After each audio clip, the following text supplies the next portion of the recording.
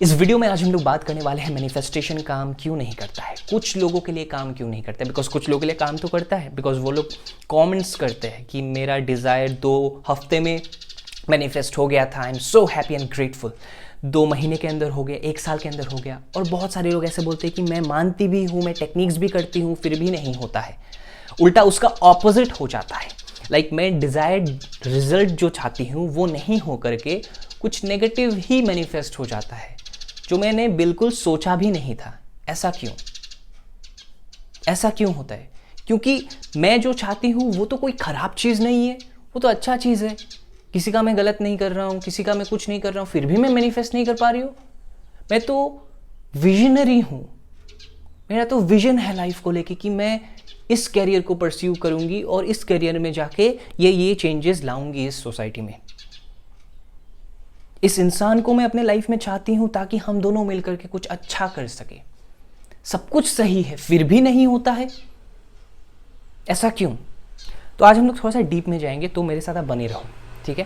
मेरा सिंपल सा सवाल पहला आपसे ये है कि लॉ ऑफ अट्रैक्शन आपके लाइफ में अपने आप आया था या फिर आपने किसी के साथ ये सब चीज़ें डिस्कस किया था, उन्होंने आपको बोला कि आप ये टेक्निक कर लो तो आपके लाइफ में चीज़ें अपने आप मैनिफेस्ट होने लगेंगे। अगर ऑप्शन 1 है कि ये जो लॉ ऑफ अट्रैक्शन है ये अपने आप आया था आपके लाइफ में, एक बुक के ज़रिए, एक इंसान के ज़रिए, एक वीडियो के माध्यम से, कैसे भी हो आया था, तब उसको रहने दीजिए, बिकॉज वो आपके लाइफ को बदलने के लिए ही आया है। लेकिन अगर ऑप्शन 2 है, डिस्कस किया था, किसी ने बोला था, ठीक है, तब प्रॉब्लम है। क्या प्रॉब्लम है? आपका सोच बदल चुका है, आपका लाइफ को लेके जो अप्रोच है ना वो बदल चुका है। शॉर्टकट्स फाइंड कर रहे हो आप, तो अभी रुक जाना है यहाँ पे, इसको भगाना है। लाइक इस पर्टिकुलर माइंडसेट को डिस्ट्रॉय करना है, एलिमिनेट करना है, because there are no shortcuts, ठीक है। Everything is energy, everything is energy. तो बात कहाँ पे आता है? आप पे आता है। आप कैसा महसूस कर रहे हो? It's not only about the mindset, सिर्फ माइंडसेट का बात नहीं है मैनिफेस्टेशन में। आप कैसा फील कर रहे हो उस पर्टिकुलर डिज़ायर को लेके, इस दुनिया को लेके, खुद को लेके, उस इंसान को लेके, कैसा महसूस करते हो आप? क्या आपको अच्छा फीलिंग्स आता है? 24/7 नहीं आता होगा, आई ऑल्सो एग्री डैट। लेकिन जब भी आप सुबह सो के उठते हो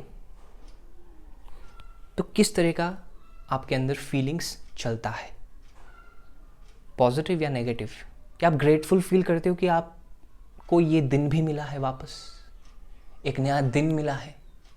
क्या आप सोचते हो ऐसे? क्या आप सोचते हो कि आपके पास अपने पेरेंट्स हैं? क्या सोचते हो आपके पास एक घर है रहने के लिए, एक छत है? क्या आप सोचते हो कि आपके पास खाने के लिए खाना है, पीने के लिए पानी है? सोचते हो ऐसे? कितना अजीब लगता है। ये सब छोटी छोटी चीज़ें हैं, लेकिन हम लोग ये सोचते हैं कि क्या ही फ़र्क पड़ता है। बहुत फ़र्क पड़ता है, बहुत फ़र्क पड़ता है। बिकॉज छोटी चीज़ों को लेकर जब आप ग्रेटफुल होना शुरू करते हो ना, कि अरे यार मेरे पास ये है। कोई तो होगा ना एक इंसान जिसके पास वो चीज़, वो पर्टिकुलर चीज़ नहीं है। बहुत लोगों के पास खाने के लिए खाना नहीं होता है। अब बाहर जाओ, सड़क पे देखोगे ऐसे लोग भूखे प्यासे मांग रहे हैं कुछ खाने के लिए, ठीक है। स्टार्ट फीलिंग ग्रेटफुल कि मेरे पास है, मेरे पास है, मेरे पास है वाला फीलिंग जब आ जाएगा ना, एक बार वो टैप हो जाए, वो एक्टिवेट हो जाए। मैं वही बात कर रहा हूँ वापस से, मैंने बहुत सारे वीडियोस में ये बात बोला है, एक्ट एज इफ। इससे पावरफुल टेक्निक कुछ नहीं है। एक्ट एज इफ मतलब कि वैसा फील करो कि एज इफ वो चीज़ आपके पास ऑलरेडी आ चुका है। ये सबसे टफ पार्ट है बाय द वे, लेकिन इसको आपको मास्टर करना होगा। Master this, reality will be yours. तो इसलिए आप ये टेक्निक, इसको टेक्निक भी मत बोलो, ये एक जीने का तरीका है। It's a way of living life. Act as if कि ऑलरेडी हो चुका है। I am so happy and grateful.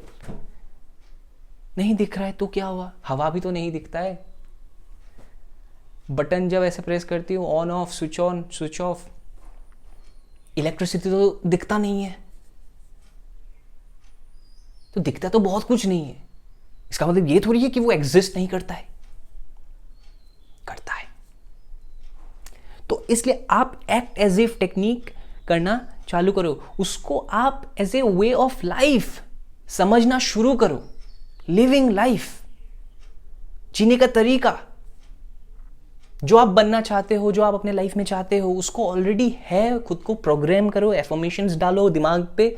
Time लेगा लेकिन जरूर होगा, जरूर होगा। टाइम लेगा लेकिन जरूर होगा, बिकॉज ये आपके पास्ट कंडीशनिंग को बदल रहा है। अभी जो आप हो उसको बदला जा रहा है। पास्ट प्रोग्रामिंग को, इसको एलिमिनेट नहीं किया जा सकता, बिकॉज ये एक बार घुस चुका है तो घुस चुका है, लेकिन इसको सप्रेस किया जा रहा है। कौन सप्रेस कर रहा है? आपके पॉजिटिव अफर्मेशन सप्रेस कर रहा है, आपके विजुअलाइजेशंस सप्रेस कर रहा है, आपके इमोशंस सप्रेस कर रहा है। पास्ट कंडीशनिंग को, पास्ट इमोशनल आर्किटेक्चर जो कि आपके अंदर है, उसको सप्रेस किया जा रहा है, ताकि एक नया नजरिया, एक नया तरीका लाइफ को जीने का क्रिएट हो पाए। सोच के देखो कितना अच्छा लगता है ना?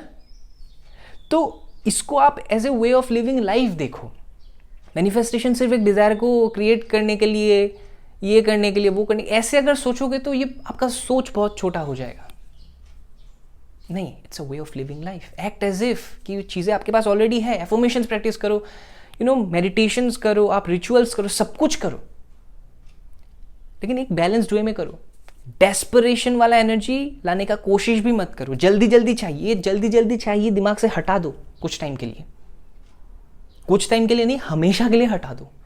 जल्दी जल्दी कुछ नहीं होता है, टाइम लेता है, सब्र करना, because change is ultimately with in. तो जब तक बदलाव अपने अंदर नहीं होगा, बाहर कैसे कुछ चेंज हो सकता है?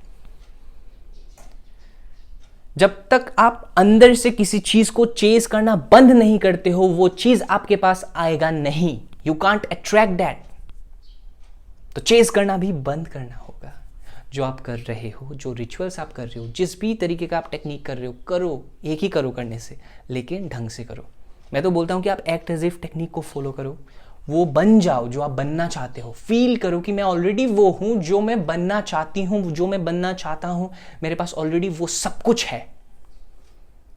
छोटी छोटी चीज़ों को लेकर आप ग्रेटफुल होना शुरू कर दो। लाइफ में चेंजेस होते हैं, चेंजेस होते हैं, मिरेकल्स होते हैं। मेरे लाइफ में मैंने जब टेक्निक्स, इतना मैंने लाइफ में किया नहीं है, मैंने सिर्फ एक ही टेक्निक किया है, वो है act as if. Seriously act as if technique ही मैंने किया है। Be, do and have, simple सा मंत्र है। इन चीज़ें आपके अनुसार होता है। इन सब चीज़ों के बारे में मैं अपने बुक में लिख रहा हूँ, जो कि इसी साल लॉन्च करने का मैं सोच रहा हूँ। तो उसमें मैं अपने पर्सनल मैनिफेस्टेशन स्टोरीज़ जो भी है, बहुत लोग पूछते हैं कि आपने क्या मैनिफेस्ट किया है बताओ, तो वो सब चीज़ें मैं वहाँ पे लिख रहा हूँ ताकि आप लोग पढ़ सको। एंड अल्टीमेटली बात यही पे ही ख़त्म होता है कि आप एक बैलेंस्ड लाइफ जियो। कोई भी चीज़ एक्सट्रीम में मत करो, चाहे वो टेक्निक हो, कितना भी अच्छा क्यों ना हो। मेडिटेशन आप 12 घंटे के लिए कर रहे हो, फॉर एग्जाम्पल, सर्वाइवल के लिए क्या कर रहे हो? प्रोडक्टिविटी कहाँ गया? 0। क्या होने वाला है? कुछ नहीं। करो मेडिटेशन, करो, 5 मिनट करो, 10 मिनट करो, 15 मिनट, 20 मिनट, 1 घंटा, इनफ। उसके बाद भूल जाओ। मेडिटेशन किया भी था, भूल जाओ। कैसे भूलोगे? किसी काम में तुम इंडल्ज हो जाओ, किसी और काम में, दूसरे काम में इंडल्ज कर लो खुद को। छोटे से छोटा काम, बड़े से बड़ा काम, फर्क नहीं पड़ता है, इंडल्ज कर लो। टेक्निक कर रहे हो, क्या? भूल जाओ। लेकिन ये जो एक्ट एज इफ वाला पार्ट है ना, यहां पे तुमको पूरे दिन वैसे ही महसूस करना है, वैसे ही उसी जोन में रहना है, उसी फेज में रहना है कि ऑलरेडी हो चुका है, क्यों सोचूं मैं, आ चुका है मेरे लाइफ में। I am feeling very grateful,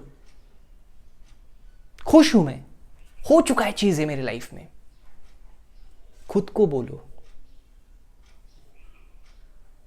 आप खुद को तसल्ली नहीं दे रहे हो, झूठा तसल्ली, झूठे प्रॉमिसेस, झूठे इमेजेस नहीं। It's a way of life. सोच पा रहे हो ना आप, इमेजिन कर पा रहे हो ना। कहाँ पे इमेजिन कर पा रहे हो? दिमाग में।